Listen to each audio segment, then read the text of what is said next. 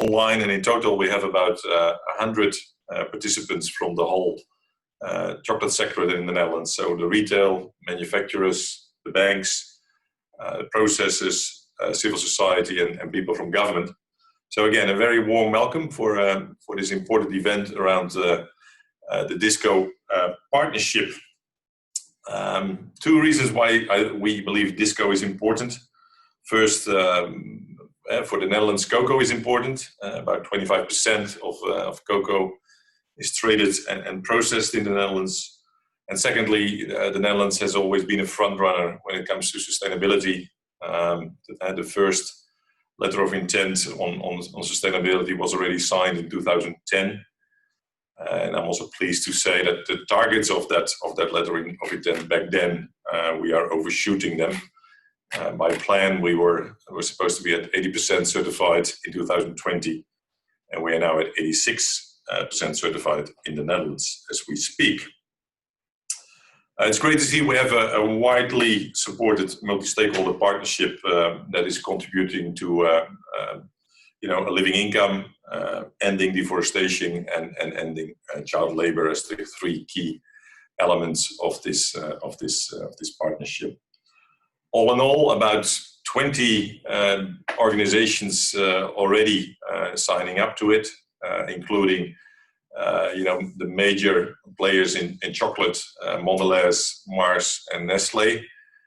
I think those three combined do something like 30 to 40% of the global market. Correct me if I'm wrong later on, dear colleagues from the industry. Cargill is joining, but also players like Jumbo and Albert Heijn, and major civil society organizations like Oxfam Novib, Solidaridad, and Save the Children, and many more. So it's a widely supported multi-stakeholder partnership. And obviously that's important because we need to do this together. These are not easy things that we like to resolve together. And obviously we can also not resolve them only in the Netherlands, right? So it's very important that we work very, very closely with other EU member states and Switzerland and Germany and Belgium, but also with Brussels, and obviously also with very closely with the governments of the producing countries like Ivory Coast and Ghana, and Cameroon, Indonesia, etc. So I'm chairing this meeting. Basically, it has two elements. The next hour, 50 minutes, we will have the speech of our minister and get her view, and then we have about 6 key stakeholders that will give their views on why they decided to join this partnership and what it will bring them. We try to make it as interactive as possible, but with 100 people, that is never easy. So there is an opportunity for you to go to the Q&A box. So if you put in your question or your concern or your outcry, then please do so, and we'll try to integrate them as much as possible in this seminar this afternoon. But we'll also, if it's not answered, we'll get back to you and try to answer all those questions that you bring forward. And then the second part is after that we will have a more informative part where we take we go through the different elements of the partnership and what it all means, and we will have time more for information sharing. The purpose of this whole seminar, I think, is showing the commitment, launching, if you like, this partnership, but also hopefully more and more organizations will sign up to it in the days and the weeks to come. So without further ado, we would like you to share you a short video before we go to the minister. So please. Around 25% of the annual world trade in cocoa goes through the Netherlands. The largest part is exported again to neighbouring countries as beans, cocoa powder, butter, or as chocolate. To increase our impact on a sustainable sector worldwide, we launch the Dutch Initiative on Sustainable Cocoa, DISCO. In cocoa production regions important to the Dutch cocoa industry, we commit to enable farming families with cocoa as their main livelihood activity to earn a living income by 2030. Take effective measures and necessary actions contributing to the ending of all forms of child labour by 2025. And by 2025, cocoa-related deforestation and forest degradation in producing regions where the Dutch cocoa industry and their trade partners are sourcing will have ended in their supply chains. With IDH's help, many stakeholders are already committed. Cocoa trade and processing companies, manufacturers and chocolate brands, retail, CSOs, standard and certification organisations, the Dutch government and financial institutes. DISCO is already linking to other European cocoa sustainability platforms to create efficiency and effectiveness through learning, aligning on monitoring indicators and much more. Join us in reaching our shared vision for a sustainable cocoa sector.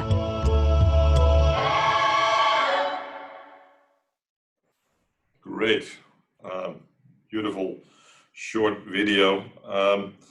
Minister Kaag, our Dutch Minister for Foreign Trade and Development Cooperation, it's a great honor to have you.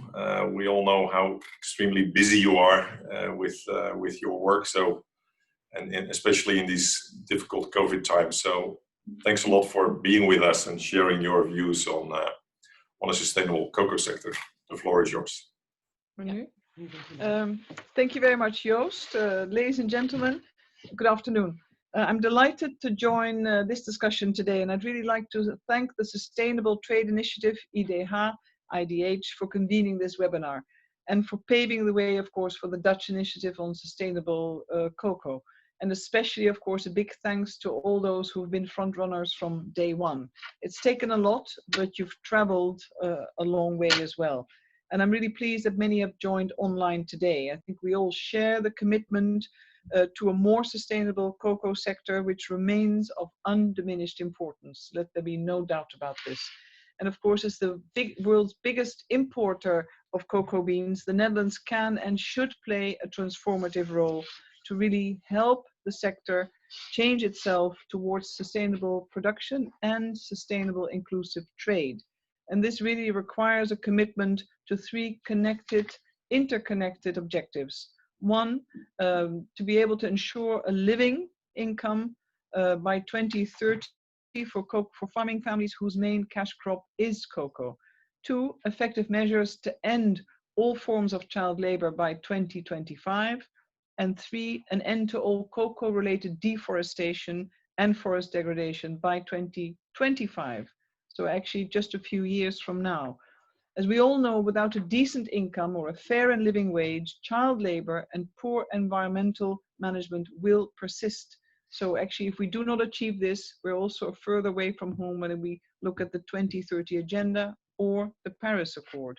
So from my perspective and that of the Dutch government, it's now time to really establish and firm up that ambitious roadmap towards a truly sustainable cocoa sector by 2030. And of course, we're always delighted we can do this with important producing countries such as Ghana and Côte d'Ivoire. And they have taken great leadership strides in introducing and fixing a living wage differential on all their cocoa sales. These are important steps producing countries have taken and will continue to take. And our success very much depends also on their political decisions and implementation in country. It also ties in with the European Commission's announcement that it would develop an initiative on sustainable corporate governance, including the cocoa sector. Of course, the COVID-19 pandemic has disproportionately affected economically already vulnerable groups, typically those at the start of the global supply chains in producing countries. And the cocoa authorities in Ghana and Côte d'Ivoire have estimated that this sector alone will suffer revenue losses of $1 to $1.5 billion as a result of the global fall in prices. And this goes without saying, sadly, will particularly affect the most vulnerable and marginal, including the farming families, who in most cases were prior already underpaid. So the negative spiral of vulnerability only gets reinforced. And we all know that the COVID-19 pandemic has displayed and exposed structural weaknesses and inequities and inequalities. So what can we do at this point in time, drawing some of the lessons from the COVID-19 crisis on the way forward? But first and foremost, of course, we need to ensure as partners to this initiative that we can invest in a resilient cocoa sector with a social safety net for the most vulnerable. This, of course, is why I applaud the initiative by Nestle, Mars, and the Association for Bakeries and Sweets, or the Bakery and Confectionery Industry Association, as correctly translated now, and the Royal Tropical Institute of the Netherlands, which they firmed up as a roundtable, and it led to a letter of intent. It will help us achieve many of the objectives that we've set, and it provides for a platform of producers, processors, retailers, banks, civil society organizations, and government representatives around the three objectives. It's basically a platform of action by all shareholders, and we need to hold each other to account for the conditions that persist in the cocoa sector, but also the changes that we aim to achieve. I will certainly continue to do so at the political level, nationally, and with the EU. We support the initiatives, for instance, with also important EU member states and like-minded countries such as Germany and Belgium, and outside of the realm, we are joined by Switzerland. My colleague and I, Minister Carola Schouten of Agriculture and Fisheries, we're ready to do our part, and we will continue to highlight our ambition as reflected around the three objectives that I mentioned in all fora, in national government, but also internationally. It's important that we promote responsible business conduct and that we ensure due diligence in the entire chain. This is the only way we can achieve the objectives that we've set together, but we need to accelerate and we need to be able to fast forward, because the clock is ticking, and before you know it, it is 2025, and when we look back again, it is suddenly 2030. So there's no excuse for delay, and the corona crisis has only given us the extra impetus to do more, to widen the scope, and to heighten our ambition level. Thank you very much, Yost. You can count on the government of the Netherlands. Thank you. Thank you very much, Minister Kaag. That was excellent and spot on. And I'm impressed with all the paintings behind you. Those are all important people, I guess. They're all men. They're all men, indeed. But that is changing, so very good. But I think we have indeed a very ambitious partnership with very ambitious and important targets, right? Like living income, and these things are not easy to achieve. What do you, if I may ask you just one question, Minister Kaag, what do you see as the biggest risk? When does it go wrong? Because these things are not easy. What should we avoid? We have seen many of such initiatives. Yeah, please. Yeah, no, I think maybe the biggest risk at the moment is complacency. Complacency, right. And in many countries, people are so overwhelmed by the socioeconomic consequences of the corona crisis that we risk looking away, and right. We risk deciding inadvertently that these types of initiatives can wait, and we can't right. just handle more pressure, more expectations of change. My point is different. My point is this is the moment in time where we need to change course, we need to accelerate, and we really need to make headway with issues of responsible business conduct. We need to ensure that all shareholders are around the table and commit and live up to their commitments, because fortunately most of our citizens also in EU countries, OECD countries, have seen the vulnerabilities in the chain and are aware of the fact that we can influence this and we can drive the change. And ultimately, we're as strong as the weakest link in the chain. So we need to make headway on with our response on the corona crisis in the immediate, but the structural underlying weaknesses such as poverty, land degradation, the impact of climate change is ultimately the big question to be resolved. And the cocoa initiatives are a very specific sector-related answer to those issues. And it's doable, and you can demonstrate also that international cooperation works in the best of times and the worst of times. Right. Okay. Thank you so much, and thanks a lot for your support to this initiative. It means a lot, I think, for all people on the line. Then I think we want to continue with inviting a small group, 6 people of distinguished people that have put a lot of effort over the last year, 1.5 years, to make this all possible. So again, thanks a lot for your efforts. And I would like to start with Martine Olijslager. She's the Business Executive Officer Confectionery for Nestle Netherlands, and one of the main drivers behind this partnership. And we have given each of the speakers about 3.5 minutes, and we try to stick to that time. So hopefully that works. And we gave them 2 questions, kind of guiding questions for their introduction. So the first one: what is the most important task for this DISCO partnership, and what should it do? And the second one: what is the added value of DISCO for your organization, or for your company? And if I may make a small joke, I was just discussing here the word DISCO. I'm of the age that we know what DISCO is all about, and for those young people, ask your parents. We used to go a lot to the DISCO, but I understood from Mark in this room, who's a young person, that DISCO is coming back. So this is a building back better of DISCO, which I think is a great word. But Martine, please, the floor is yours.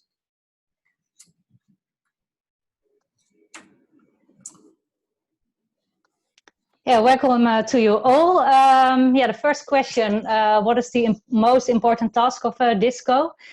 Yeah, the way I see it is that DISCO is a platform in which we are jointly responsible for achieving our goals to make the cocoa sector more sustainable. And I think that DISCO is really ensuring that we work together, so that we are accountable and we held each other accountable as well. And we make additional contributions to receive our goals. And I think that we are all behind the central goal of DISCO. And I think that we really, if we join forces, we can be more efficient and more effective. And that goes for the interventions in the Netherlands as well as the interventions abroad. So in short, the task of DISCO, which we are all together, is to ensure that we have an active partnership in which we all together achieve more than company by company. So what is the value of the partnership for Nestle? Now, in 2009, we started the Nestle Cocoa Plan, in which we strive to improve the life of farmers and their families and communities, as well as to improve the quality of their cocoa. And since 2009, we took some important steps. For instance, the child labor monitoring and remediation system, which we developed together with ICI. It's one big and important step, but I still think that the working together part makes us more efficient and effective. So for us, DISCO is also a good, let's say, weapon to use internally to go faster and have more active ambitions. As well, I think if we work holistically together, we solve the problem as a total chain, not company by company, we can achieve more. So I'm really happy with DISCO and looking forward to work together with you all. Thanks. Thank you, Martine. Great. So the power of working together, and rightly so, right? And I guess that's also exactly the reason why we took so much time to make sure that so many organizations were willing to join up, and that everybody's aligned on the targets. Okay, so let's thanks for that. Let's move on to our next contributor from Max Havelaar. I think many people know you, Peter. Peter Dangremont, the Executive Director of Fairtrade Max Havelaar. Peter, go ahead. Why did you? What does this mean for you, and how does this help you in your work with Max Havelaar Fairtrade? Thank you, Yost. We see Disco as a very important journey leading to truly sustainable cocoa supply chain with decent livelihoods for cocoa producers and the workers they employ. We also see the process as a very important process because reaching this agreement, I think we all have to acknowledge that was a serious time investment for all of us, especially under the challenging COVID circumstances. The result of this process already is inclusivity and commitment. Companies, government, NGOs, we've all become active supporters of our goals and are committed to take our responsibility to act. We're convinced that no actor alone can make the real difference. Hence, we need all participants working together to reach our mutually agreed objectives. In this context, I find it important to refer to an intense discussion we had on the inclusion of checkpoints. And forgive me to use a metaphor of sailing. I'm a passionate sailor, so that makes it easier for me to explain. Without checkpoints, it's very difficult to navigate. And with our agreement to include checkpoints in what we do, we can learn from the effects of wind and tide on our course, allowing us to make the needed corrections on our bearing so that we will reach our destination effectively. Goal orientation, in my view, is in the light of the hardship cocoa farmers experience a non-negotiable. And allow me to remind us all of the vast majority of cocoa farmers that live in West Africa under severe poverty conditions. What Disco brings us is an ambitious commitment that raises the bar. In many ways, it reaches beyond Dutch territory. For example, by making commitments also on exported volumes, or by explicitly referring to all elements that define a smart mix, including farm gate cocoa prices. Disco will therefore be an important instrument to influence similar initiatives in other European countries. We hope it will also help our minister to succeed in the agreement on and the implementation of human rights due diligence legislation, difficult word, sorry, faster than it usually takes, because we need structures and sanctions that no longer make it attractive to cut human rights corners and environmental corners by no one. Fairtrade's involvement reaches beyond Disco. As a global organization, we are participant in all European cocoa initiatives. We actively work on living income and living wage models and concrete interventions to improve the decency of farmers' livelihoods. From collecting household data to launching a well-substantiated living income reference price, which we launched last year together with Tony Cipollone. With this reference price, we quantify an important human right and provide partners a perspective to act. From our self-funded on-the-ground farmer support program, called the West Africa Cocoa Program, to our unique trader standards that via minimum price and non-negotiable premium contribute to the improvement of farmer income and their ability to invest. Farmers actually own 50% of the fair trade system. This positions fair trade in a unique way.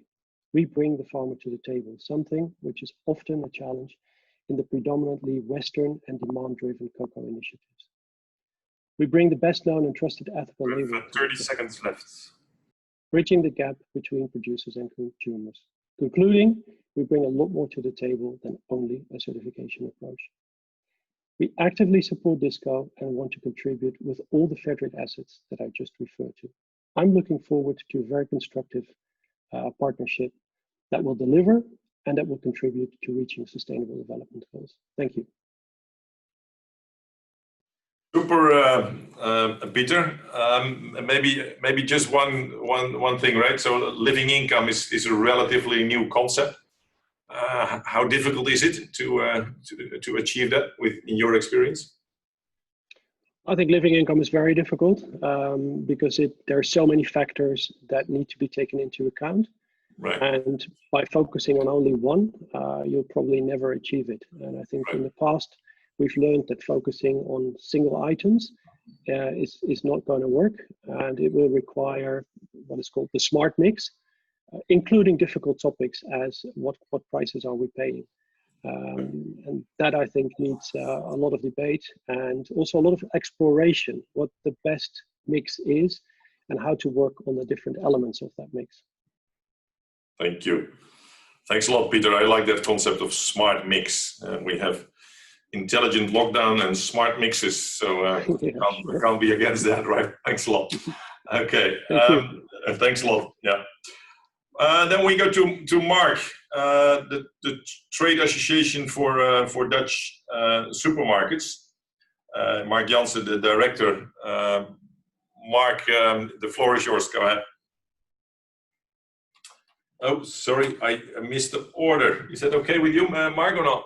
Shall I go first to my mistake?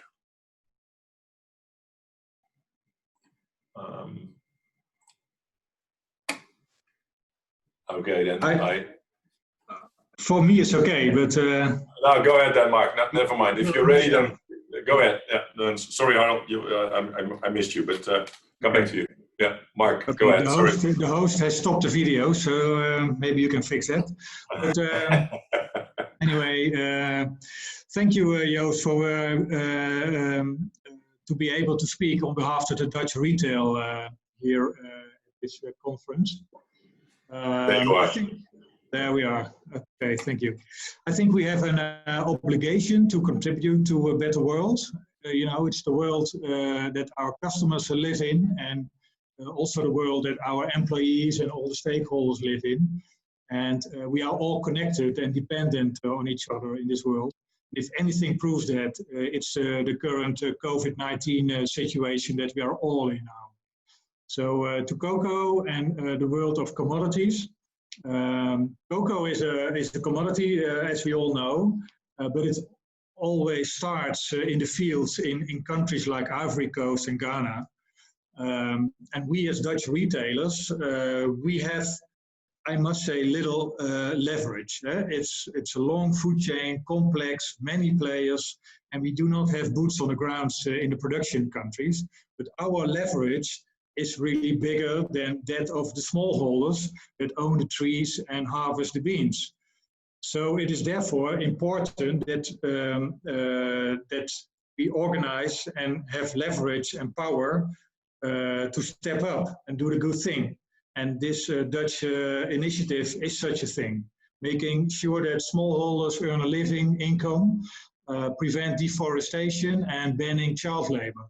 Who can be against it? And it sounds so obvious and logical, but we all know from experience it's hard work and long-term commitment. And we cannot do that alone as retailers and as industry. We have to work shoulder to shoulder with NGOs, with unions, with standard owners, with governments. And I'm sure we have all the same goals. And that goes for the other sustainability initiatives in other European countries as well. And that brings me to a call for cooperation, but most of all, a call for defragmentation, if you like, of the many initiatives, both in countries, as well as on the market and in policy making. So maybe if Minister Kaag is still with us, a call also upon our government and Minister Kaag in particular, maybe to get together with the EU presidency, Germany at the moment, to make a real deal out of the Green Deal flagship program and let cocoa be the shining example of cooperation for a better world. Thank you. Well, Mark, that is very clear and concise, and I think your call is well heard, Mark. And I think the next speaker will probably also come back to that on the role for the EU. Maybe going back to you, Mark. And so the supermarkets, of course, they are at the end of the chain, but you're the link with the consumer, right? Or at least part of the consumer of chocolate goes through your supermarkets. Mm-hmm. And I think the Netherlands, we have seen quite a bit of momentum there, right? The Tony Chocolonely, Albert Heijn going for living income. So you see quite a bit of momentum. Yep. Do you see that going forward? Is chocolate a special project, or a product of the category, or is it just one of the many? How do you look at that in your experience? Well, I think chocolate. I think there's not much chocolate left in Dutch supermarkets without a sustainability trademark on it. Yeah. But in my experience, and we have to tackle those 3 points that we manage: living income, deforestation, and child labor. With more precisely targeted and better goals. We have to link those goals together with all the other initiatives. And this does not stand alone for us, because we are also involved in the whole sustainability, social sustainability program of the Dutch government, the IMVO covenants. We have a banana project running now. And I think cocoa is a very good example of steps to be taken. We have commitments already in place, but it's never done, and we really have to ban out the 3 items that are on the agenda. So we really have to step up. Super, super, super. Thanks a lot. Really like those words. We really have to step up. That's a firm commitment from the retail sector. So thank you so much, Mark. Harold, sorry for that. That was I didn't do you justice, but Harold Puma is the president of Cargill Cocoa and Chocolate. But he is also the new chairman of the European Cocoa Association. So Harold, the floor is yours, and maybe you can also say something on that connection and that coordination in the European context that Mark, but also our minister, called for. Go ahead. Very good. Thank you, Yost. And I also want to especially thank Minister Kaag and the Dutch government for their engagement and passion around making cocoa more sustainable. So that's really good. It's good also that you refer to the letter of intent which was signed in 2010, which I had the pleasure to be there as well at the time, and the fact that we now have 86% of the cocoa being certified in the Netherlands. And this had no small impact on the chain. Granted, we haven't solved all the problems, but it's tremendous how we did that, and it's also a recognition to all the stakeholders here on the call as well. And that's also what Disco for me is all about. Now, in these first years, we really focused on making farmers more successful, more professional through training, but also made sure that we focus on organizing farmers, because single, smaller farmers, a few million of them in Africa, are very difficult to reach. And aggregation is very important to do that, be able to get good interventions to these farmers.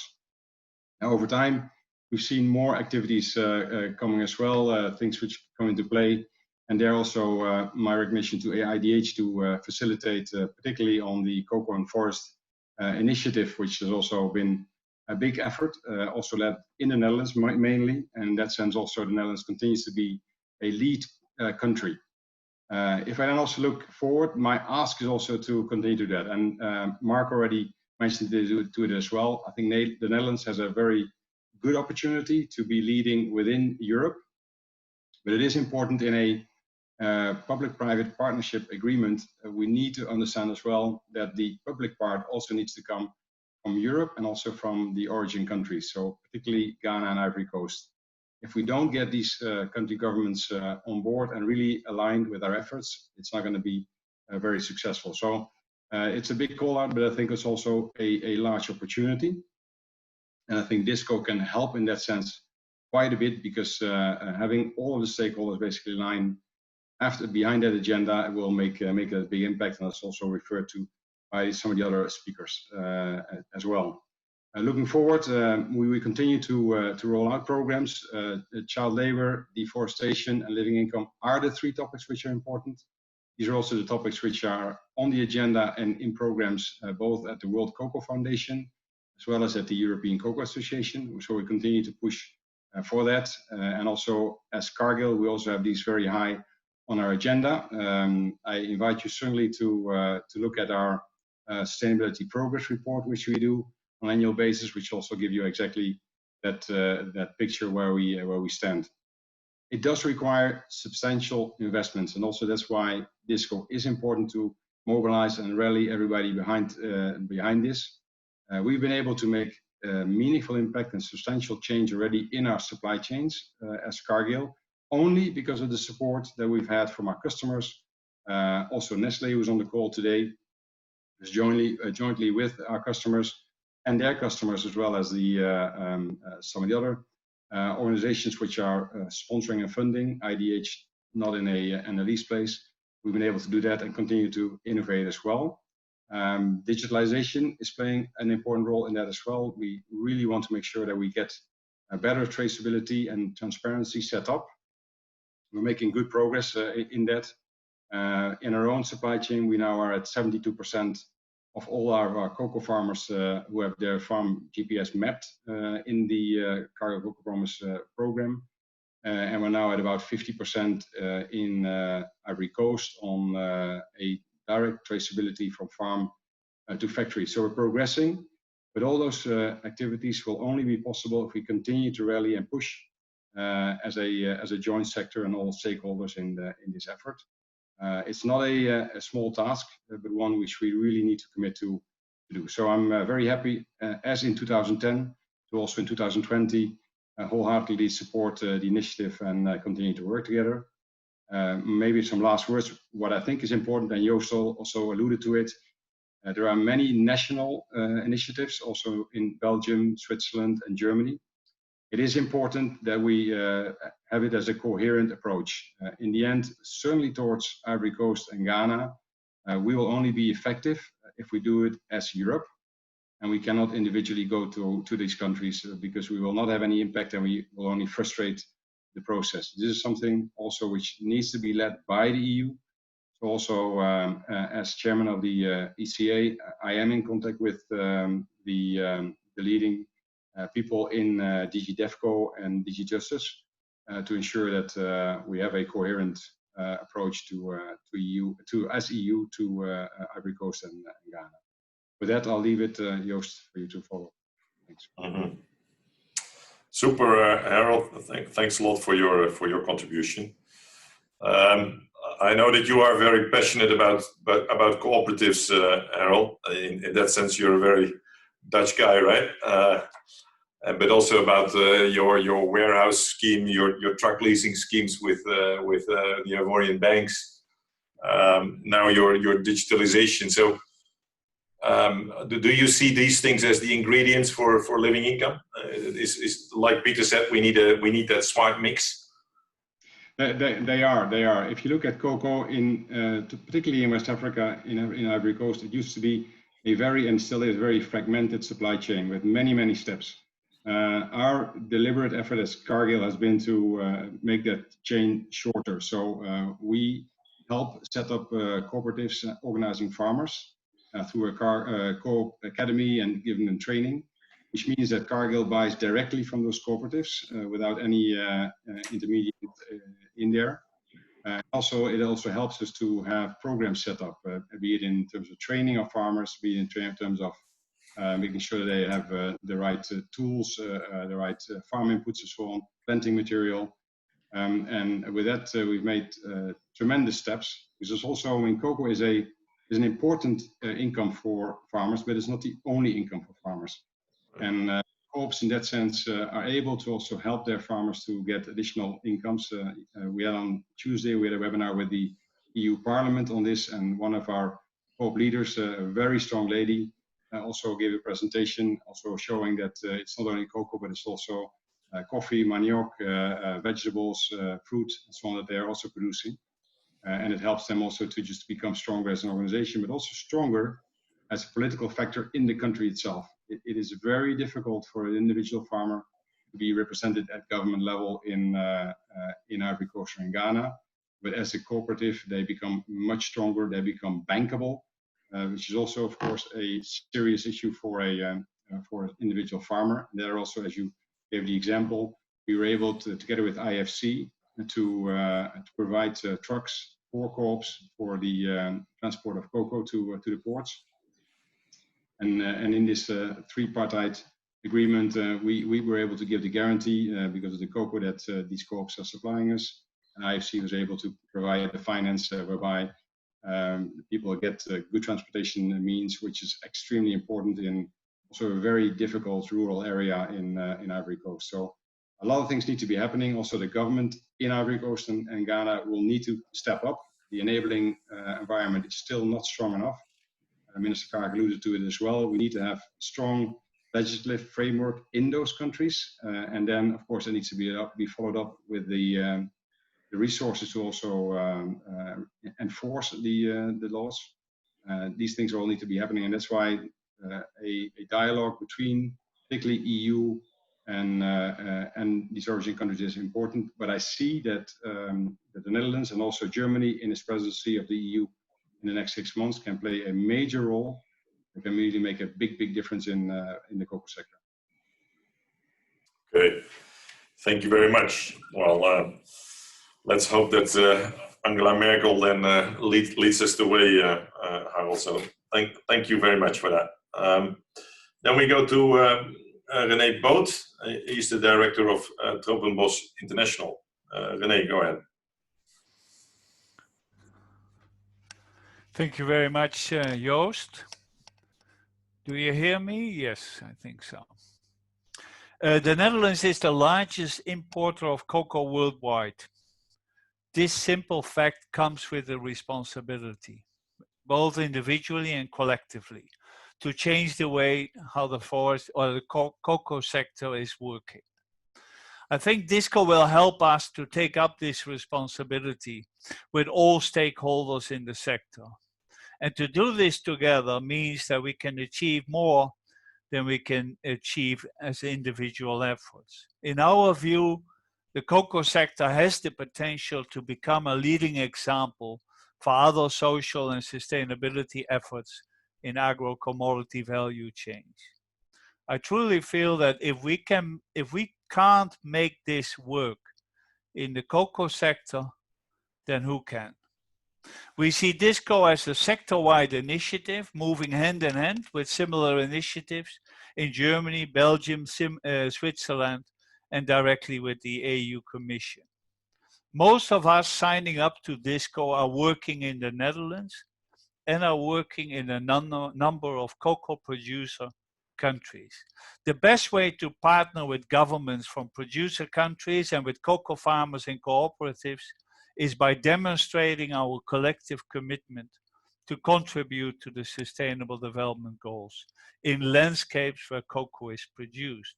More specifically, that we create the environment in which farmers earn a decent living income, where the integrity of their children is respected, and where forests and trees can deliver their valuable ecosystem services to the local, national, and international community. We expect that DISCO will provide a space for constructive and open dialogue on how the sector works and a willingness to help transform the sector along the entire value chain. For that, we need to work on issues such as market regulation, due diligence, and at the same time, we need to address practical challenges facing farmers and farmer cooperatives in cocoa producing regions. In other words, we need to address the direct needs of the latter while creating the policy environment for a necessary transformation of the sector. Finally, Tropenbos International aims to improve the governance and management of tropical forests, and we do so for the benefit of people, conservation, and sustainable development. Tropenbos International in this partnership is committed to work as a constructive and creative partner, and we truly look forward to participate in joint actions that help us to maintain and restore forests and trees in landscapes where farmers produce cocoa. Thank you very much. Super, René. Thank you very much. You're from Tropenbos, right? Let's focus on forest then. I think we saw the loss of a lot of forests, right, in West Africa over the last decades. Do you feel that we are turning the tide? How do you look at that? I wouldn't say that, because you also see there has been a shift in the sense that in the last 15 years, a lot of effort was on timber production. Mm-hmm. So there was an enormous concern about the loss of forests as a result of unsustainable timber forest production systems. Gradually, I think people became aware that cocoa was also an important driver of deforestation and forest degradation. So you see, we're moving on different directions. But given the fact that cocoa is such an important product for a country like Ghana, it's clear that if we really want to turn the tide, we need to address our efforts also to these agro-commodities. Things have changed. I'm not sure we have made the change already, but I truly feel that this is the first time in many years where I see so many different stakeholders actually coming together. Tropenbos is an organization that's already in the business for, say, certification of tropical timbers for 30 years. So we have some experience with these kind of efforts, but truly I haven't seen any effort with so many stakeholders on board. So this is the time to make the change. Right. Okay. Thanks a lot for that, René. And then, thanks. I think you're being grateful to sorry for us coming late to the game, right? You saw it already 30 years ago, but or your organization did. So, but it's great that you bring all that experience to the table. Then we go to Jack Tabbers. He's the general manager of Mars Netherlands. I had the pleasure to visit your beautiful factory in Veghel, Jack, quite a few years ago, which is amazing, the speed of which and the number of bars are being produced in the billions a year, I believe. But the floor is yours, Jack. Thank you, Yost. I'm not sure if you see me because I don't see myself. Not yet. Okay. No, it is indeed very nice to visit Veghel, and it's one of the biggest producing plants in the world that we have. Yeah. It's amazing to see the speed where we kind of translate cocoa into fantastic products. So that's I think nice to see indeed. Shall I start? Because I still don't see myself, but we are sending you a request, so there is an ask that you open up your video, right? That's how it works. Yes. Yeah. Now there we are. Yeah. So for us, I think, I think one of the key questions we asked ourselves before entering into this partnership is what does our company, does our organization kind of see as the most important task for the DISCO partnership? And I think that has been very clear. As part of our overall corporate sustainable in a generation plan, our ambition is to ensure that within our extended supply chains, everyone has the opportunity to thrive. Human rights are respected and the environment is protected. I think that's the key element of our plan. The cocoa supply chain of today does absolutely not deliver on these ambitions, and current interventions are not enough to fix it. That's why we take our partnership with DISCO very seriously.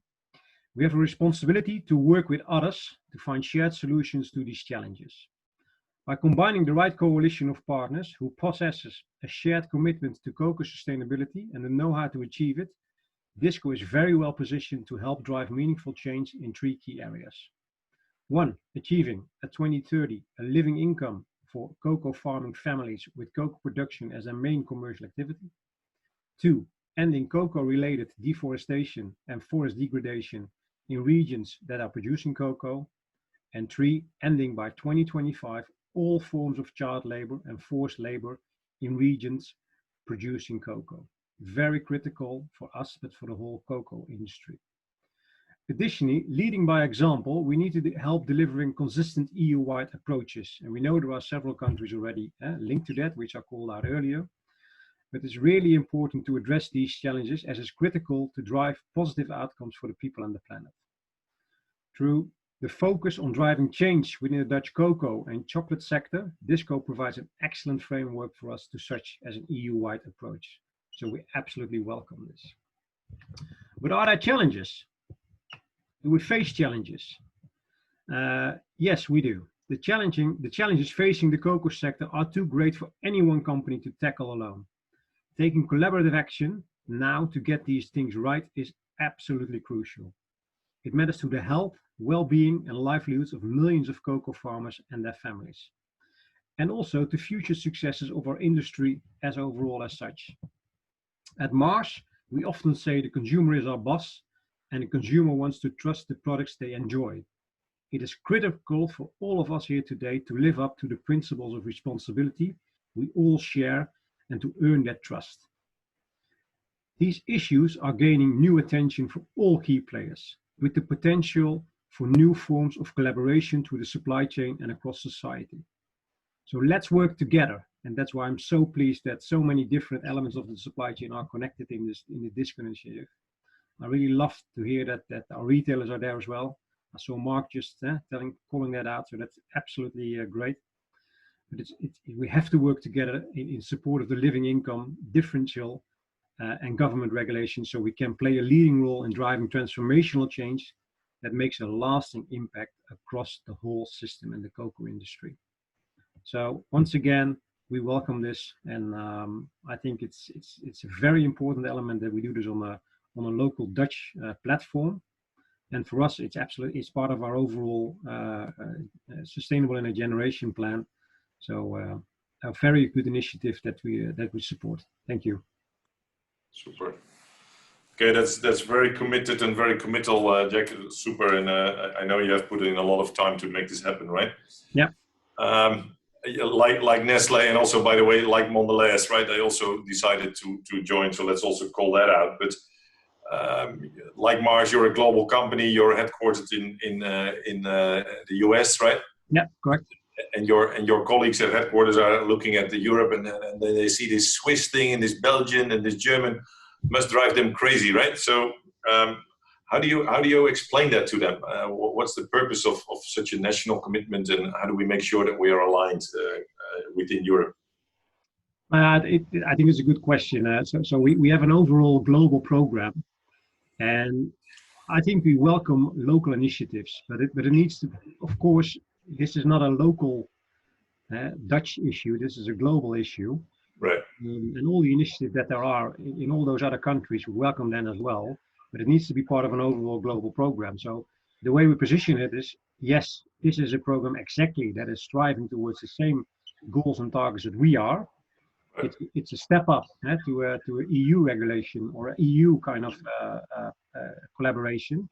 Yeah. As long as that's in line with what we overall want to achieve, I think every local initiative will be welcomed. I think that's the overall position. So that's how I position it as well, and others within our company. Right. Okay.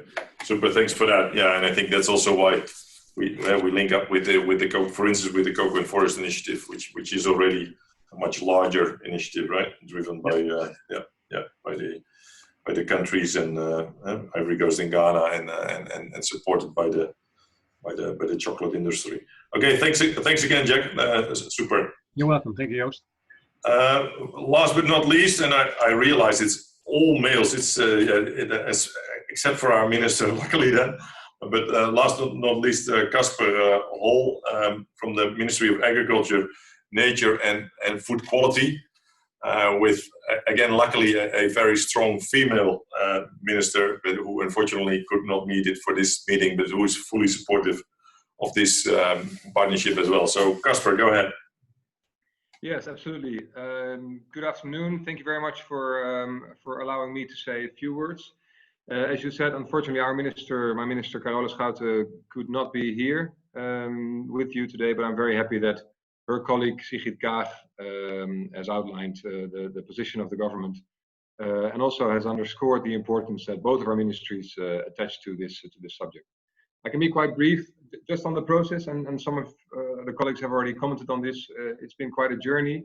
So in 2010, our Ministry of Agriculture has led the process towards the signing of the letter of intent, with the aim of 100% sustainable cocoa consumption in the Netherlands by 2025.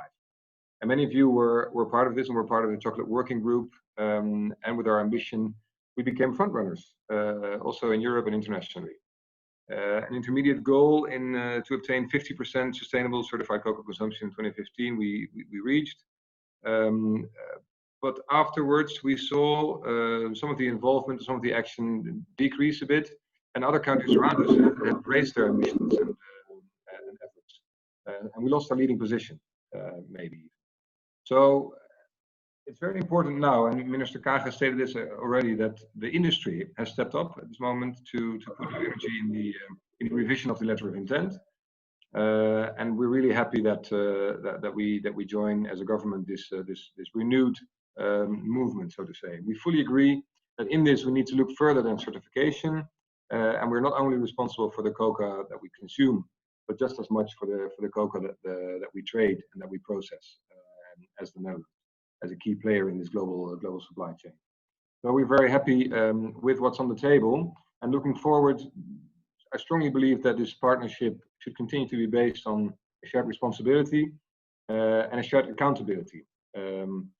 We know that this type of partnership cannot rely on one party, but it implies active involvement and collectively working together to keep the positive energy and progress on the important issues in front of us. Previous speakers have already said that we also need the EU. I fully agree. So this should not become a competition among individual member states who has the most ambitious national plans. There has to be an EU agenda. In general, on corporate responsibility, there's lots of progress within the European Commission at the moment, but also specifically on cocoa, I think we need to push it. And I underscore the call made by Mark earlier to also look at the Green Deal in this context. And we as a government certainly will. So to quote Minister Kaag, there's really no excuse for delay, and we're really looking forward to continuing cooperation with all the stakeholders in this group. Thank you. Thank you very much, Casper. That is great. It's great that your ministry is also fully behind this, and I think this. Yeah, you already referred to it that the Dutch were maybe slowing down a little bit. So I think it's also fair to call out that the Belgians came up with their Beyond Chocolate commitment just what is it, 1.5 years ago, and that I think was quite an ambitious call out or partnership, and that was the first partnership that put in living income really as a new ambition. So let's honor our friends from Belgium for doing that, because I think it inspired the Dutch to say, oh, we can't stay behind the Belgians, right? We need to step up our game. So thanks Absolutely. For that. Yeah. Cool. Okay. Thanks for the stakeholders, the 6 people that gave their contributions, their insights, and especially their commitments to this and why they believe this is a good thing. Now we turn to Stephen Collette, and like I said earlier, Stephen is a Dutch ambassador for business and development, and he will reflect a bit on what the pledges were made and some of the points raised. In our schedule, we're a bit over time, but not too much. So, Stephen, I think we can take about 10 minutes for this. So, please go ahead. Good afternoon to you all. Hi, Yost. Great to have you all here and to be part of this powerful coalition. Our minister has apologized; she had to leave, but not after hearing the first speakers, including the other female, which you didn't mention, Yost, which is Martina, of course. So great that you're here as well. I think maybe some reflections, and I was also triggered by some remarks by the previous speakers, which actually I try to answer the question: why would you join this coalition, right? I mean, that's also a question we asked ourselves. I think two things stand out. One, it's a very powerful coalition, and second, it's a very necessary coalition, and let me explain that. The power in this coalition I've seen, having been part of the rounds of some of the rounds of negotiations of the past months. What I've seen is that all participants from the industry, from retail, from NGOs, ourselves as government, we are a bit fed up with big slogans, and we want action, and we want results, and we want to be responsible but also accountable. I think that's also what Casper just mentioned, and I think the power of this coalition is that we want to be accountable and that we want to be real And I like very much in this draft declaration, which we now put in front of you, not only the fact that a large chunk of the stakeholders already bought into it, but also that there is concrete milestones on our way. So this is not only a dot on the horizon, which is powerful and important, but it's also dotted with mini dots, which are the milestones which we can hold each other accountable for. That's one thing which makes it a powerful coalition. I think the other thing is that it's that it's underwritten by sector commitments, and including our own. As a government, we have very, very detailed out what we are going to do. And that gets me to the second part, that it's not only a powerful coalition, but also a necessary coalition. The animation at the start of this meeting underscored the Dutch interest in cocoa, if you like, but also the Dutch responsibility on cocoa. And if we want to make a sector transformation real, we need action on the ground, as some of you have mentioned, in the producing countries, but also action in Brussels. And I know of the past weeks, the discussion by some of you were like, okay, but we need to scale this up, right? We need to go to Brussels. We need European efforts for transformation. And I fully agree with that. But for that, we do need a Dutch coalition. We do need this initiative, DISCO, because then we are mandated to play our part, but then also we as government playing our part in Brussels are being held accountable, have your reality checks from your industry realities, from your on-the-ground realities as NGOs and as supporters. So I think we need this coalition to actually make that difference towards harmonization, towards less defragmentation, and to get together with the EU presidency. And I think it was Mark Janssen who mentioned especially that point, right? The EU presidency, which is in the hands of, the able hands, I would say, and the willing hands of Germany since yesterday. And we are in close contact with the Germans, who are also very much willing and ambitious to actually realize the next step of this transformation under their presidency.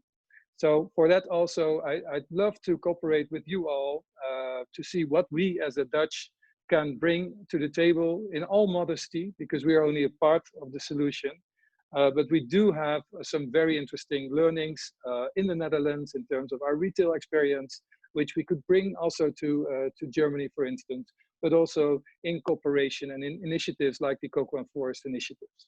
So in Brussels, we can join forces guided by both the Commission and the German presidency, and we can support them. Now, the other part, of course, is the country level, the producing countries. Our embassies in Ghana and Cote d'Ivoire are extremely active, and we have tasked them to be so in this dialogue, both with the EU member states and the Commission at country level, which they call now Team Europe, and the dialogue with the governments of the producing countries. There, it's important that we can harmonize the activities, that we can show as Europe that we are united, both in terms of our investment, our public investments, our private investments, but also in terms of our agenda with the producing countries in terms of trade. And there we had, for instance, last week, a political dialogue with the Cote d'Ivoirian government, where the Dutch, on behalf of the European Union, represented the part on cocoa. So just to say that we are very committed to play that active role, but also that we need you to stand behind us and also to stand next to us and help us find the right messaging and to underwrite it with activities on the ground. So I want to leave it here because I know there's a deep dive coming up, and I would love to also understand and learn from the other participants to this meeting. So thanks, back to you, Yost. Okay, super. Thanks a lot, Stephen. And that was a very powerful, reflection, I think, right? You focused on the shared responsibility and the shared accountability, and I think you explained pretty well how actually the Netherlands is empowered to play its role within Brussels towards the producing governments, but also how it empowers Brussels if there is a committed country like the Netherlands behind this, right? So I'm sounding a bit old now, but I remember when I started with IDH 12 years ago, sustainability in cocoa just started, right? And I think if you look back, then we have come a long way, right? We have come a long way of a much more organized sector, both by industry, civil society, and much more ambitious plans, and also much more learning, I think, on what works and what doesn't work. And I'm particularly pleased with producing countries and the producing governments also getting much more articulate on the way forwards. And so I'm pretty sure they would welcome this initiative, because like us, they are very much fighting for a living income, banning child labor, and getting with the Cocoa and Forest Initiative delinking cocoa production from deforestation, right? So, but it will need a lot of diplomacy and convening. So great that the Dutch government is taking such an active role there, Stephen. Thanks a lot. Good. Then I think then I'm going to hand it over in the able and capable hands of Jordi. Jordi is the IDH director for our cocoa, coffee, and tea programs, to take us to the second part of this webinar, which is more the deep dive on the specific objectives. So, Jordi, over to you, please. Thank you very much, Joost, from the room next to you. I see a question in the Q&A whether the webinar lasts until 3 o'clock or 3:15. There's some confusion there. It's actually 3:15. So if you can bear with us, that would be great. Yes, thank you. So as already alluded to, we had a lot of meetings over the past few months to basically reach an agreement that we present here today. And I'm very pleased to say that those meetings, especially also in Corona times, were very encouraging. We got to know each other much better. Maybe it even helps if you look to each other on the screen. I don't know, but it was very good process where we had the involvement of a number of players. And I think, Mark, you have a slide for that, so that we can show these players and actually thank them a lot. So you see in the screen the players that did the negotiation in those 5 meetings over April, May, and basically also to say that these players have interacted a lot with their colleagues from other companies within their what we called subsectors, where you are with retail or with trade and processes and what have you. So we have invited a number of these players to explain themselves how these discussions have gone and why we have reached the objectives that we present to you today. So firstly, we would like to talk about the living income one, and Rogier and Laura, Rogier from Oxfam Novib, Rogier Verschoor, and Laura Jongman from Albert Heijn will explain you what we have achieved. Go ahead, Rogier.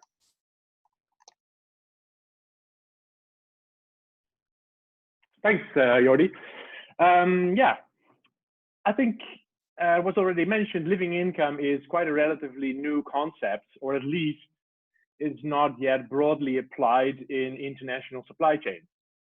Now, it is quite exciting to apply living income concept under this DISCO partnership. Now, to refresh our minds, a living income in the case of a cocoa farmer is the yearly average income that a cocoa farming household of an average size in a certain place requires to have a model diet, and that's based on a minimum calorie intake, to have decent housing, to have essential needs such as education, medical attention, transport, and have some money for unexpected events. Now, of course, the household's income should also make up for farming costs, production costs of cocoa, but also other household crops, subsistence crops, other cash crops, oranges, palm, something like that. Now, when we know the living income of households in a particular place, which is the living income benchmark, we can compare that with the actual income that farming households earn. And we see in a lot of Dutch sources, Dutch cocoa sources, that there is a gap between the two, as you can see on the right side of the figure in the slide. Now, that living income gap happens to be a root cause for other poverty-related issues in supply chains, such as child labor and deforestation.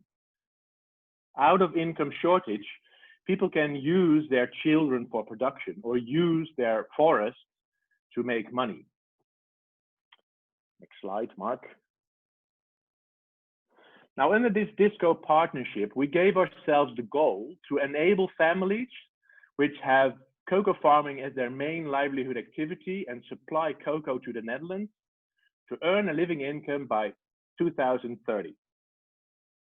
Now, in our preparatory discussions, we saw that we cannot control everything, obviously. Frank, right? We cannot force a horse to drink, but at least what we can do is to create the context, to enable cocoa farmers to earn a better income and close their living income gap. We also talked about focusing on those households that have cocoa production as their main livelihood activity or who produce cocoa as a business. Now, this may exclude farmers who take cocoa pods every now and then from their trees, if they happen to be there, but do not properly invest in their farms and do not take it as a business. Now, to reach this goal, DISCO partners will define the living income gap in the main Dutch sources. And a lot of data and information is already available. For example, for countries like Ghana and Ivory Coast, there's a lot of data available. And then we will set living income strategies in the supply chains of partners to close those gaps. And that living income strategies, they're typically a combination or a mix, or if you really like it, a smart mix. And that is because it's clear it's not a one issue thing. It's not a one issue will solve it all. You have to have interventions in several fields: farm productivity, production costs, product quality, farm gate pricing, farm income diversification. If you focus on one, you're bound to fail. You'll have to come up with a combination of those interventions that are required for that particular situation. Next one, Mark, thank you. To see whether we're making progress as a partnership, we define certain checkpoints. And mind you, we deliberately choose the word checkpoints instead of, for example, targets, indicators, benchmarks. We looked for a word that will show that we're working in partnership. We'll be holding each other accountable, checking on each other, and encouraging each other. So we settled for checkpoints. Now, the first one is to define the living income in main Dutch sources and set living income strategies in the supply chains by the end of 2021. Now, this may sound ambitious, but as I said, there's a lot of data already available, so we thought this is definitely doable. The second one, cocoa farming families are enabled to earn a living income for the volume of cocoa beans required to meet the Dutch consumption by 2025. This is very much in line with an already existing pledge by Dutch retailers. So there's a lot of momentum already to go for this aim. The third one, step-by-step or stepwise increases in the percentages of cocoa farming families that are enabled to earn a living income for the volume of cocoa beans exported, or rather re-exported, to markets outside the Netherlands by 2030. Now, in our preparatory discussions, we chewed and ruminated quite a bit on this step-by-step or stepwise, as we were looking for a more concrete and a more measurable step checkpoint. But we came to realize that we do not want hollow promises. We do not want promises that we already know we cannot keep. We do not want to make promises based on no data. So we thought, look, we first need to have the data. We first need to have checkpoint 1 done. so that we know the living income gaps, we have living income strategies set, and then we can see what the step-by-step increases can be. So we thought, once again, this is a good checkpoint, and building on the first one, this is very good to set to us, because then we will be able to set promises we can indeed abide by. So that's for the part on living income. Just a small note on the part of Oxfam Novib. We have been very excited being in this preparatory process, and we're very happy to be here and to get things started. For us, having something on paper is just a starting point. For us now, the real thing starts, working in partnership, and we're totally ready to work with all the ones in this partnership to take the aims seriously and work on it, and encourage each other, work in partnership, each and every one from their own perspective and their own strengths and expertise. So really looking forward to getting this started. Thanks. Thank you, Rogier. Go ahead, Laura. Great, thanks. So I'm Laura. I work for Albert Heijn, but actually I'm representing Dutch retailers here, specifically Albert Heijn and Jumbo. Look, we all know living incomes are super complex topics for which we know that collaboration throughout the supply chain, and also collaboration with non-supply chain actors like standard setters, like NGOs, really is crucial in order for us to take next steps. As retailers, we've had our sustainability policies on cocoa for years now. At Albert Heijn, we've achieved 100% certification on all private label products containing cocoa already in 2015. We've set ambitious due diligence commitments in 2018. And so we know how complex it is to engage with literally dozens of suppliers, private label suppliers on topics related to these.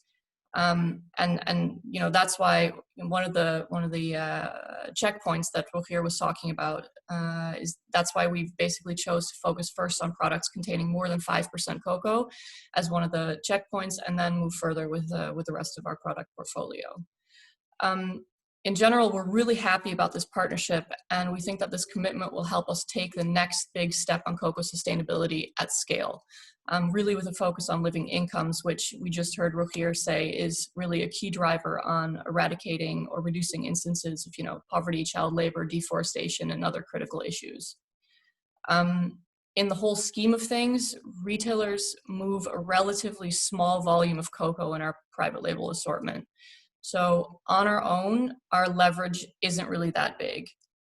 In order for us to make a difference, we need to work together with the supply chain and non-supply chain actors who do understand the situation in cocoa producing countries and regions, who do have boots on the ground. And that's why I can really proudly say Albert Heijn and Jumbo, who are two of the biggest retailers in the Netherlands, are really celebrating that the leaders in terms of retail, in terms of brands, in terms of traders, in terms of key standard setters, NGOs have aligned and come together and committed to this challenging but achievable commitment. I want to see is that in 2025, our shelves are full of private label and branded products containing cocoa that is really produced in a way that enables cocoa farming families to earn a living income. And I think together, and I think with this commitment, we can actually achieve that. Thanks. Thank you, Laura, and thank you, Rogier. Then we quickly move, in the interest of time, to the next topic, ending deforestation and forest degradation. I would like to give the floor to Henk Hoesloot from Tropenbos. Go ahead.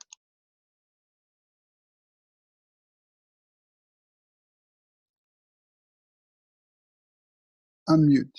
Thank you, Jordi.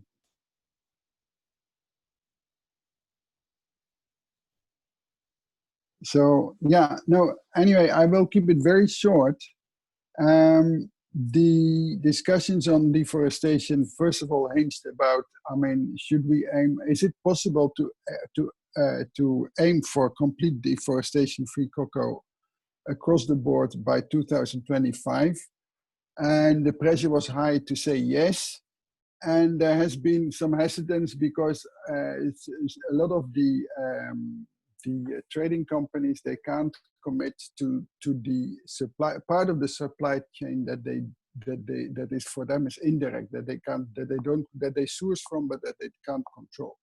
And yet most of the larger companies and the smaller companies are aiming to increase the amount of chocolate in the direct supply chain, or the amount of cocoa in the direct supply chain that they are dealing with.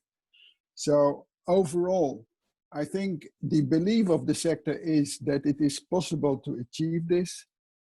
With hindsight, of course, and as Tropenbos, we know that it is not as easy as that, and that there are actually a lot of challenges, even in countries such as Ghana and Cote d'Ivoire, where most of the forest has already gone. And it's actually very important to make a big effort to retain the last remnants of forests that are still there, both inside forest reserves and most certainly also outside. So our overriding principle indeed of the partnership is that alone or individually we can't achieve it, but only as a sum of individuals. And I think that it's not just about, we think it's not just about ending deforestation, but in a lot of cases it's actually about restoration of cocoa producing landscapes. And so there is an important recognition that the DISCO signatories undersign to the importance to remediate past damage, and to jointly with all the other actors seek for solutions to promote agroforestry landscape approaches to remediate past damage to previously forested landscapes.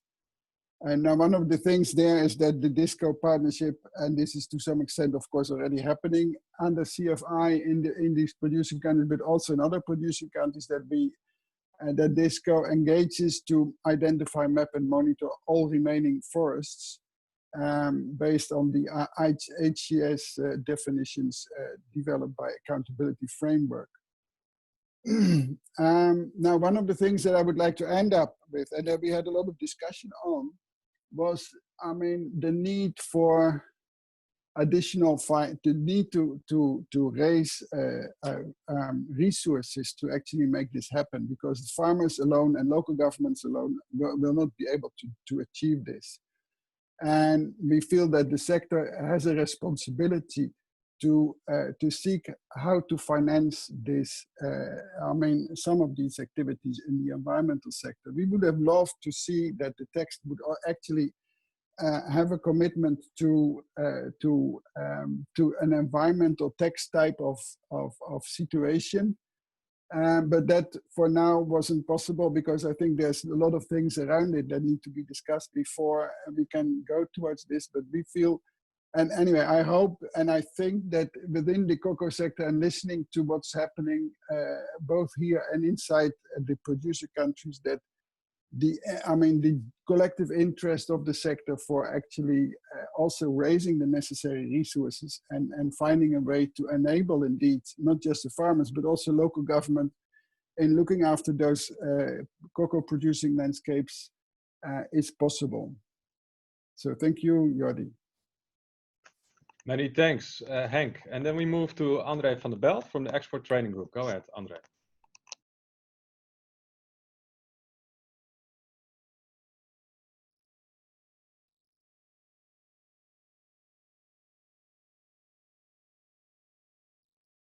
Yes, thank you very much, Jordi. So yeah, I think just to emphasize also what Henk is saying about this collaboration and what we hear already a lot of times in this call, it's not about what companies can do themselves. It's like what we can do together also with all other groups. And this especially is important for deforestation. We've seen, let's say, a lot of initiatives already in cocoa. We have the Cocoa and Forest Initiative, which has been mentioned a couple of times here in this call. But still, some of these platforms, they tend to focus on a certain group in the supply chain. And the Cocoa and Forest, I think, is an excellent example. We are making perfect, let's say, good progress there. It's an ambitious initiative that has been put in place. But so far, it's mainly cocoa companies, chocolate makers, trade, manufacturers, together with the producing origin countries, that are involved in these discussions. And with DISCO, we can go a bit further. We can onboard this experience of a Tropenbos of 30 years, other civil organizations, include retail in the discussions. And that is where we can really bring, let's say, or make this next step, get more expertise and joint efforts on board. And I think now with the Netherlands, we are making an excellent step in that part, so onboarding more players. Now it's to see how can we further upskill this with the other companies, with the other countries, with Europe, of course, the Belgian initiative, Germany. And that is, I think, where, yeah, we are very looking forward to do this on the short term and to make, start working on this in practice within the next couple of months and hopefully having a first good results in 2025. Thank you. Thank you so much, Andre, and thank you for all your support during the process, and also to Henk. We quickly move on to the last topic of the DISCO, at least the content topic, and after that we'll have a short brief on the governance of DISCO. So, but now we go to the ending all forms of child labor and forced labor, and we move to Judy and Eva. Judy from Nestle, Judy Swinkels, and Eva Smulders from UNICEF. Go ahead. Yes, good afternoon. I don't know if my video will start. Will you do that, Jordi? And I think Judy and I will talk like through each other and fill in the blanks for each other. I was not aware of a video, but the slide is up. Oh, no.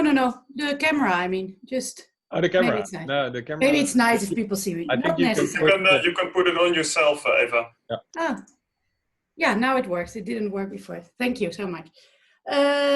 Just to start with the words that I heard earlier, that COVID is not an excuse for delay. Unfortunately, it's a reason to speed up, we think. Yesterday, there was a report out of a rapid analysis done by the COCO initiative stating that the amount or the number of child labor already increased last month from 16 to 90% in Côte d'Ivoire, which for us is a reason to really work on this topic together and see what we can achieve as soon as possible, because it's the first time in years that the number is increasing. So that's, yeah, for us is worrisome and an extra motivation to put our efforts in this and work together on it. Let's start a bit on what we mean by child labor.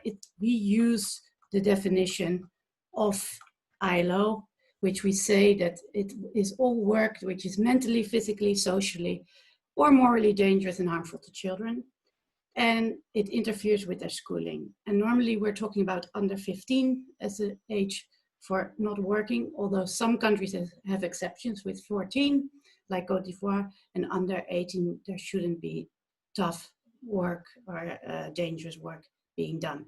So I think the definition is clear and we can all look it up at the ILO.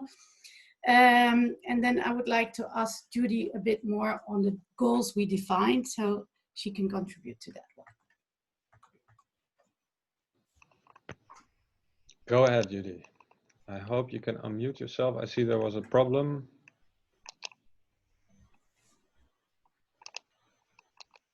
Shall I mute myself? Maybe that helps. Yeah, you can try. I'm trying to unmute you, Judy, but and I'm a co-host, but it doesn't work. Maybe you can try again yourself.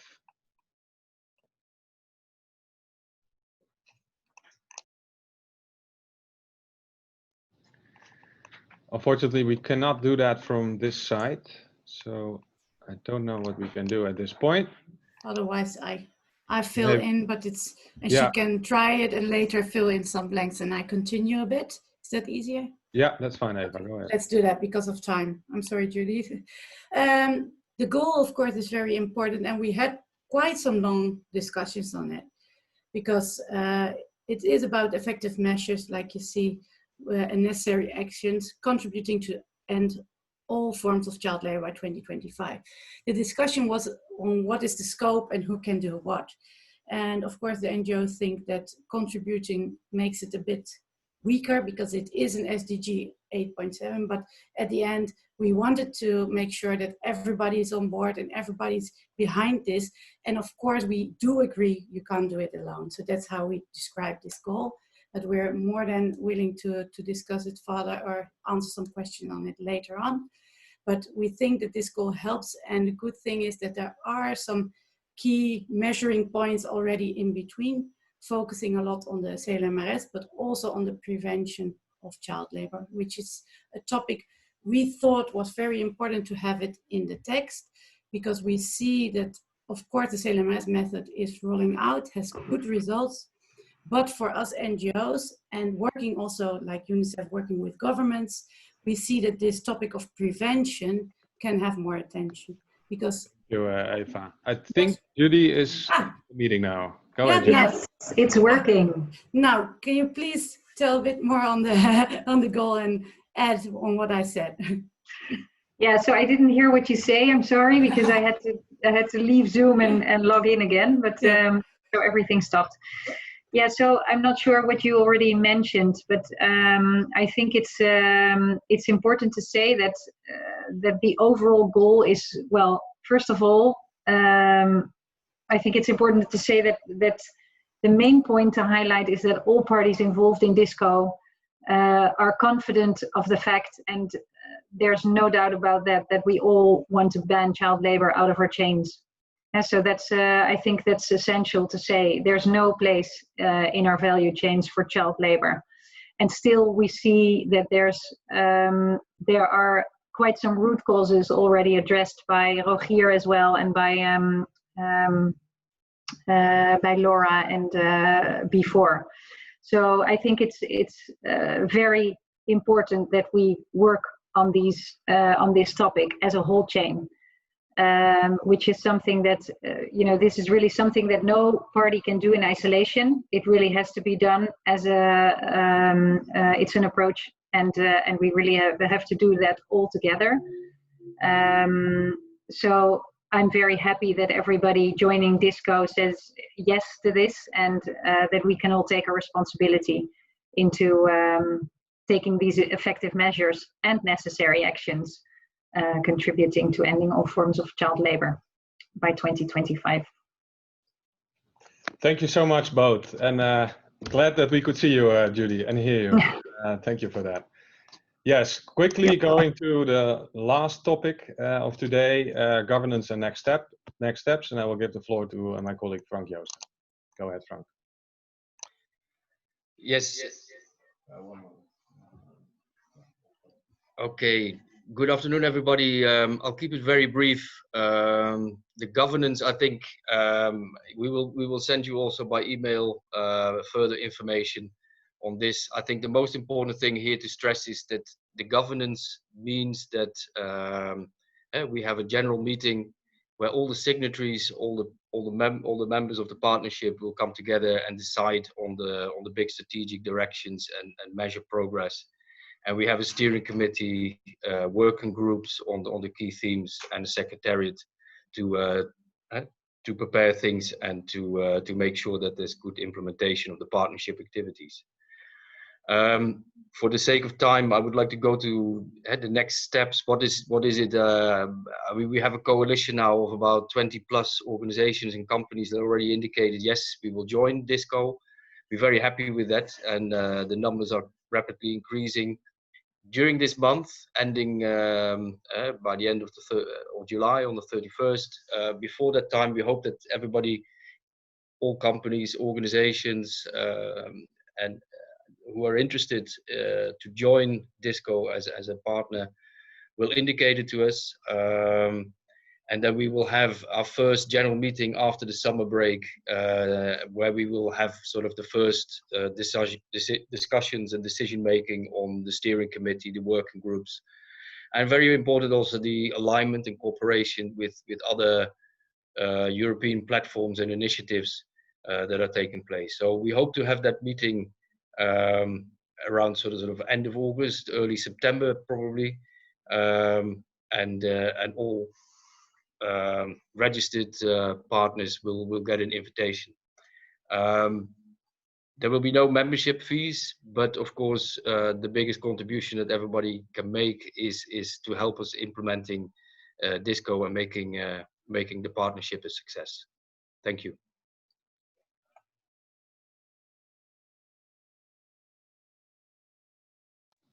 Thank you so much, Frank. I think we're already over time.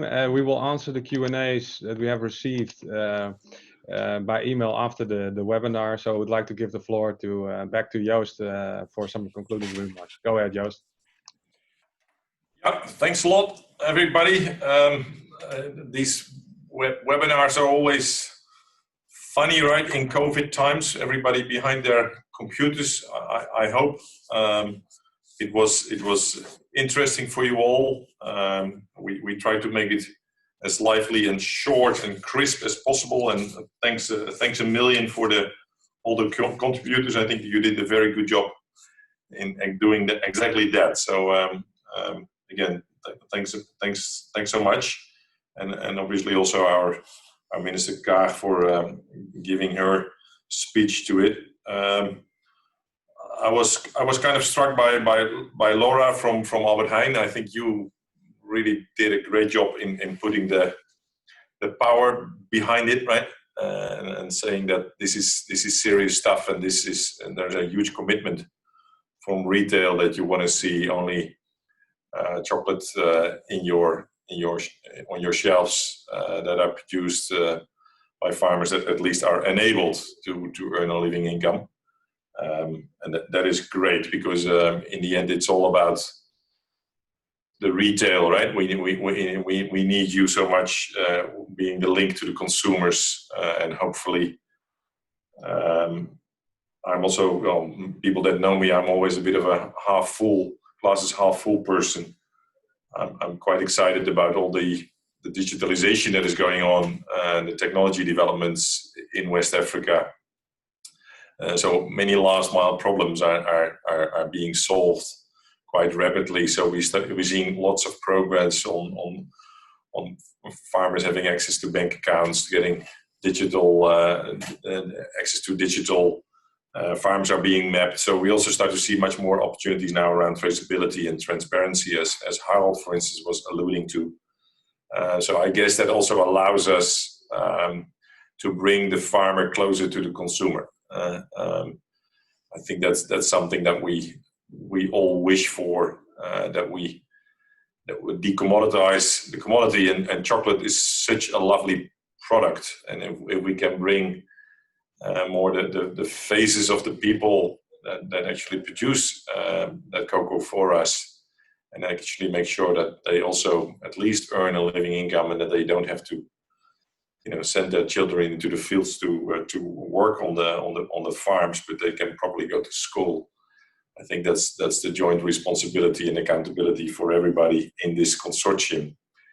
It's a very powerful group, I think, as we have heard today, with a lot of commitment.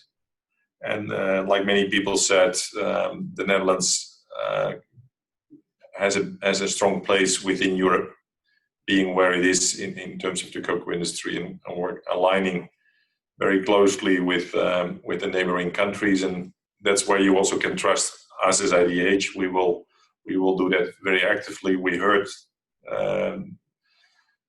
the industry quite well today, but also before that, they say, please make sure that we have coordinated efforts here. We'll do our efforts and our utmost best to work very closely with the other sustainability initiatives in Europe, and also help drive a common EU agenda.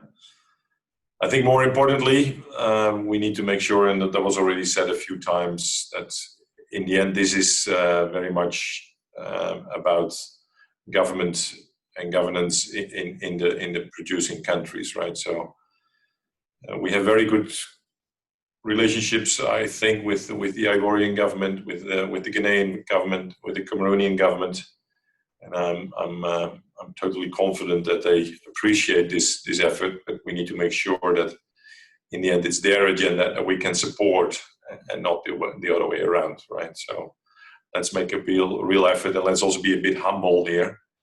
And there are many cocoa farmers out there, millions, and there are no easy solutions, right? And every day, people from the Sahel are moving into going south and moving to Ivory Coast to find a living. So you can also speak about these things in very positive terms. I sometimes say that cocoa gives a little bit of income for many, many people, right? And I think if you're a farmer in some of the neighboring countries doing food crops, they can be quite jealous of the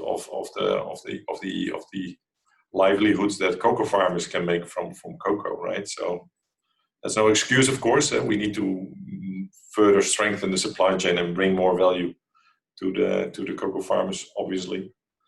But it's not an easy plight for the governments in West Africa. So we are there to help from Europe with the industry and with the civil society.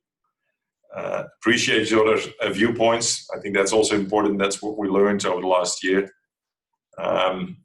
Again, tremendous thanks to those that spent their time in those many meetings. I got engaged in March last year, and then we said, well, you know, there is so much enthusiasm and energy. We think we can close this before the summer, and we did. But it was one summer ahead, so we're still on target, perhaps. And let's take that call by our minister. Let's take that to our heart. There is no excuse for delay. So let's start today and implement the lofty and ambitious targets that we all put together. I'd like to thank our team that worked so hard to make this possible. Many people involved, so I'm not going to name them all, but just one, Mark, just sitting on the other side. I'm amazed how you have managed this technically. It seems to be working. So thanks a lot, Mark. And everybody have a good day. Stay safe. Corona is not gone. So please respect the 1.5 meters wherever you are. Your health and safety is the most important thing. And let's work together in great spirit over the next years. And you can count on us. Thank you very much.